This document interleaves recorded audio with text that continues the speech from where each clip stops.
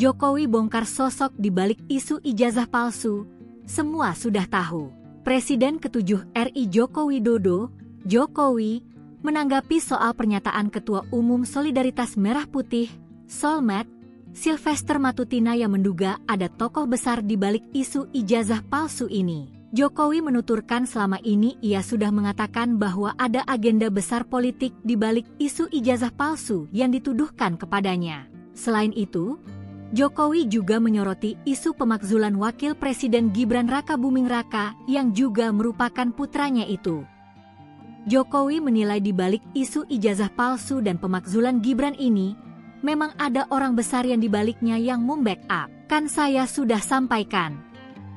Feeling saya mengatakan ada agenda besar politik dalam tuduhan ijazah palsu maupun bermakzulan. Artinya memang ada orang besar, ada yang membackup, ya itu aja, kata Jokowi dilansir tayangan video di kanal YouTube Tribunnews.com, Jumat, 25 Juli 2025. Ketika ditanya siapa sosok besar yang diduga menjadi dalang dibalik isu ijazah palsu ini, Jokowi hanya menyebut semua orang sudah tahu.